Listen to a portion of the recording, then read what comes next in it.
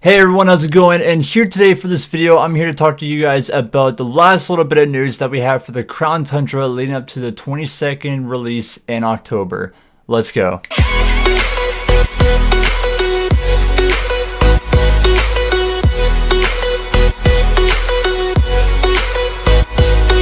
So within this video here, guys, I want to talk about it today, of course, from yesterday's video, that it gets a little bit more detailed into the stuff that we've seen in the trailer. And by the way, to the people that watch both videos, if it was reaction or the deep dive analysis into, of course, the Crown Tundra trailer, thank you guys so much for that. I appreciate it. Because sometimes, guys, you never know, within any video game, within any company, sometimes they might put Easter eggs here or there within their trailers that you just have to watch very closely, and maybe you never know. Something will keep up, or maybe it won't even be in the official Pokemon website or analysis or whatever it may be. So with you today, guys, we're talking about Galarian Slowking, what his moves are. We're talking a little bit about the Dynamax Adventures for the legendary Pokemon, and also to get your hands on the new Pikachu hats if you guys don't know how to get them. So let's start off with Galarian Slowking. So with this, guys, we're here on an official Pokemon website, which gives us a lot of details and information to all the stuff we're talking about within this video here. So first things first, we're starting off with the Galarian Slowking. And basically it shows how he actually becomes the Pokemon in the first place, how his movesets work, and all that kind of stuff, that maybe he'll actually be viable within competitive Pokemon. But here it of course says his name. It talks about his type, which is Poison and Psychic, which I talked to you guys about yesterday, that it was a rumor that it was supposed to be Ghost Psychic, but it turned out to be Poison Psychic. His height, his weight, and his ability called Curious Medicine. So this information just talks about how he becomes the Pokemon in the first place. Really, if you want to read that on your own, just go on the Pokemon website and you can read all about that. And then so it talks about his move right here, his special move, which is called Eerie Spell. So with Eerie Spell, it's a psychic type special move in which the Pokemon with tremendous psychic power, if hit, the opponent doesn't only take damage, it also loses 3 PP for the move it last used. This is a pretty good move, man. So not just it deals a powerful psychic type damage to your opponent, whatever move they used against you, whatever it be Swords Dance to increase their attack power, or if it was Hydro Pump, you know, whatever it might be, it decreases 3 every time you attack with this move. That's a pretty good move if you ask me. That's probably better than Galarian Slowbro, which I don't really remember what he did, but that's a pretty good move if you ask me. Now here's the thing, Curious Medicine as his ability right here. So I'm not one to talk when it comes to competitive Pokemon, guys. I have people in my streams here, they're always ask me or anything like that. I'm slowly learning it, but I'm like not investing it. So when I talk about this, don't take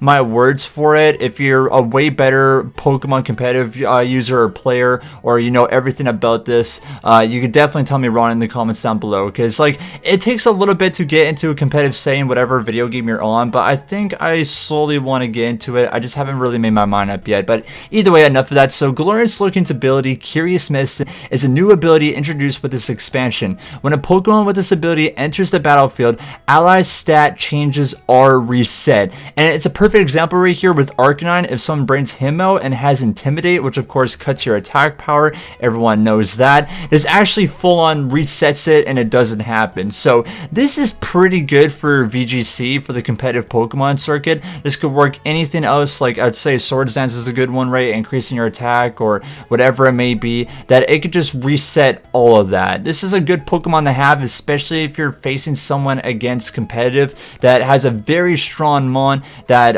increase their abilities through moves or whatever it may be, and you can just throw this Pokemon out and it will just eradicate all of that. So it could definitely change the meta, but like I said, I'm not a competitive user, so you don't really take my word for it, but I think that this could be very viable. I don't know if this is really OP, but we'll just have to see within the ban sets, because I know that a lot of Pokemon did actually get banned recently. I think it was like a month ago from competitive Pokemon. But either way, let's move up to the big news here. So this talks about a lot with everything. That's old news right here. So yeah, so next news we're talking about is the Dynamax Adventures, and I'll be honest with you, I really hope that they put up another trailer or some new information about this. There is a lot to uncover right here, which a lot of people are 50-50 about it, and I kind of am too, so let's do it. So new features added into the Crown Tundra: explore Pokemon dens in Dynamax Adventures. In Dynamax Adventures, you'll team up with 3 other trainers to explore a Pokemon den where Dynamax Pokemon are said to lurk. Instead of your regular Pokemon team, you and your fellow trainers will choose rental Pokemon to bring along in the depths of the den. So that's already a little bit iffy, right? Like using rental Pokemon instead of your main ones. I'm like 50-50 on it because it's like I want to use my old Pokemon, but at the exact same time using rental Pokemon and kind of teaming up with people, that's actually kind of like a little bit of a test in the work, because nowadays with Pokemon, like I said before in my previous videos, you get legendary Pokemon like that. Like it feels like you don't really work for it anymore. But this is like, I don't really know how many you face, like 4 or 5 before the legendary Pokemon. But using rental Pokemon, I kind of like this because number one, it gives you a random chance, random Pokemon, whatever you want to use, and you kind of communicate with your team, because some of these might be a little bit difficult. Maybe they're just regular raids and it's like so easy, and it's like, okay, someone picked electric, someone pick ground, someone pick water, whatever it may be, and you kind of team up for it. I think the only bad news about this is, like I said, you can't use your own Pokemon that you really train for, and number two is like maybe you don't have people to play with and you're a solo player, and let's be honest with you, the bots that help you in raids are completely useless. Some of them are good, but man, every time if I do it by myself, I always get the ones that don't help whatsoever. So I could really see this being an up and down scale right now. We'll just have to see about that. But either way, we'll continue on the story right here. So if you encounter a wild Dynamax Pokemon during your exploration, you'll need to work together with 3 teammates in a max raid battle. If you win the battle, you have the chance to catch the Pokemon, and one trainer on the team can swap the newly caught Pokemon in the Pokemon they had before. But if you lose the battle, you'll be ejected from the den. So yeah, that's, if you lose the battle, you're completely out of the den and scenario and everything like that, which is a little bit crazy, man. So it depends on how many Pokemon you face, if they're strong or not, whatever it may be. And here's another scenario. It's like, yeah, so if you catch the Pokemon, it's added to the rental team, but do you get to keep that Pokemon afterwards? Because it's like, I feel like you do. What the hell is the point of catching the Pokemon and not being able to keep it? Like, I could say, like, maybe you catch a strong Dragon-type Pokemon that could really help facing against a legendary Pokemon, whoever's you're facing, and you'll add it to the team. But man, like, say, for example, you come across a shiny, like Shiny Altaria, Shiny, like, I don't know, Clefairy, or whoever it may be. Imagine you won't be able to keep that Pokemon. That's going to be... I don't know, man. Like, that's what I said before. This needs a lot more information and trailers towards this, because I feel like it's the only thing that's really complicated right now within the Crown Tundra to players and with everyone all around here. So yeah, so either way, we'll continue with the article here. So try swapping out your Pokemon as you explore, so you'll be able to be prepared to face whatever comes next to you as you seek the legendary Pokemon set to lurk within the depths. And if you want to delve even deeper into the den, endless Dynamax Adventures may be the thing for you. Endless Dynamax Adventures let you keep on going until you lose the battle. Give them a try if you want to test your mettle. So here's the thing, like, are they easy and then they get a lot more difficult? I think this could be alright. It just depends on what you get afterwards, all this. Like, is there like some sort of record? Like, if you beat 10 of them, you get like this cash prize, or you defeat 20 of them with your friends, you get this cash prize. That's it's really iffy. Like I said, we need a lot more information on this, but this is what I really want to talk to you guys about personally that we didn't get in the trailer, because the trailer doesn't explain this.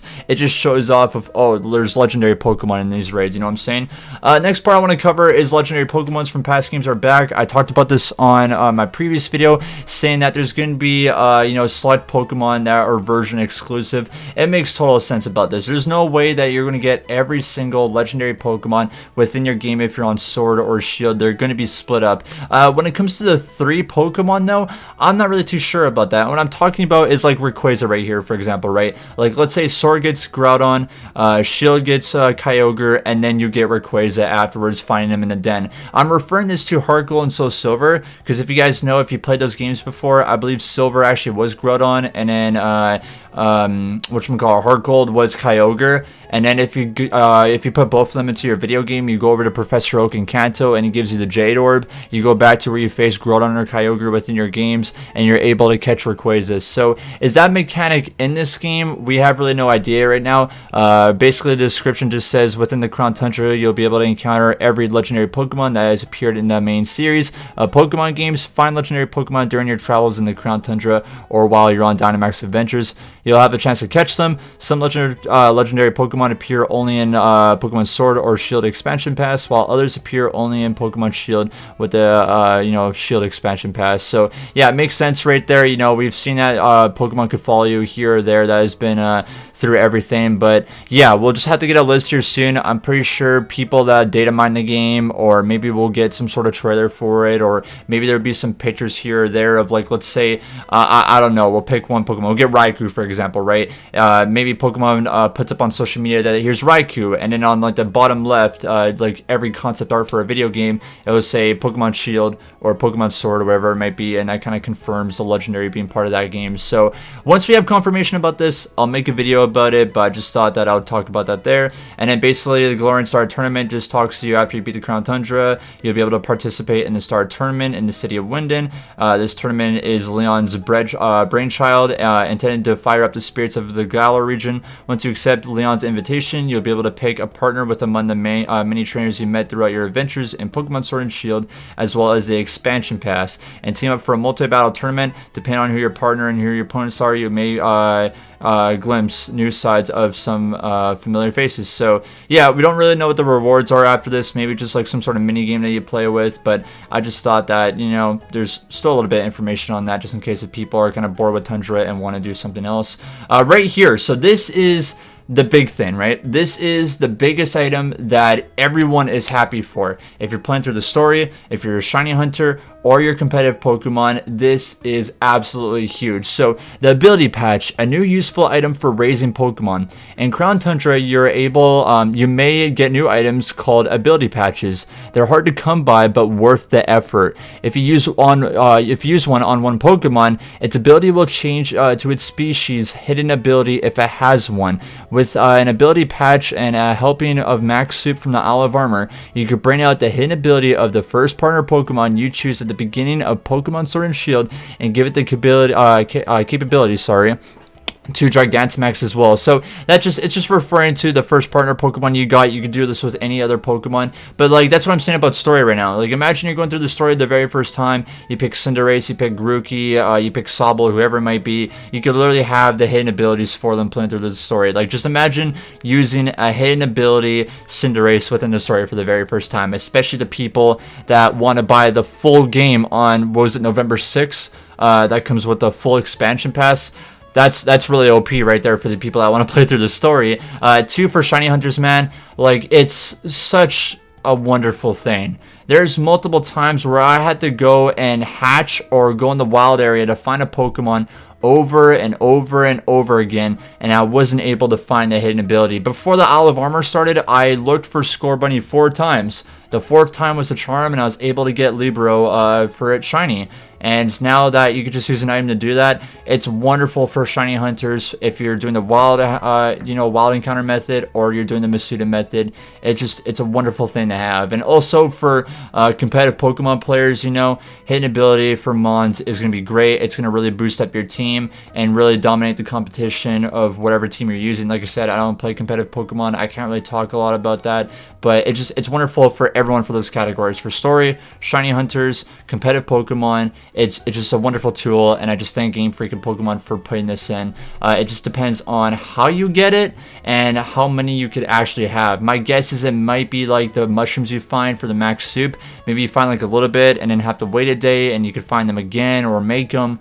We really have no idea yet. And last thing I want to talk to you guys about right here, or I guess a little thing, is this is basically the Pikachu caps that you can get right now.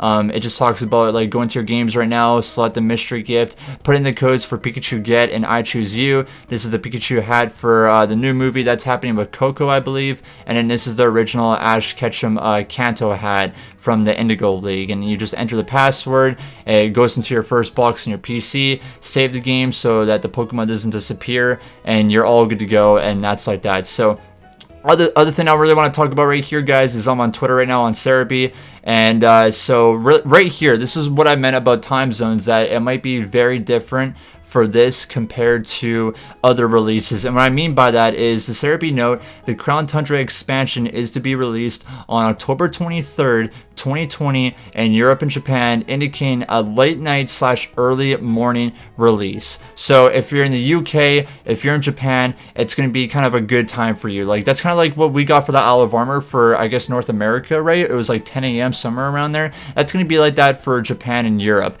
But for North America users, it's going to be probably late. Like, my guess is like maybe, I don't know, 11 at night for Eastern, you know, or maybe 7 Pacific, or 10 o'clock Mountain Time. I really have no idea. We just have to get confirmation on news. It's probably not going to be until the week it comes out, until we get official time zones for that. But I just thought I would bring it in this video right here just to kind of give you guys a warning about that. And I just love the score button using the heart and the retweet right there. One other thing I want to talk about that's on their Twitter right here, the official World Cap Pikachu. It kind of shows his design right there. Other news is right here at the Pikachu hat, just in case if you guys are wondering when the other Pikachu hats are going to be available. It says right here that the Hoenn cap will be available October 2nd, Sinnoh October 9th, Unova October 16th, Kalos October 18th, and then Alola will be October 23rd. So right when you're playing through the new DLC, you'll be able to get the Alola cap Pikachu, and then the World Cap will be October 30th. So about just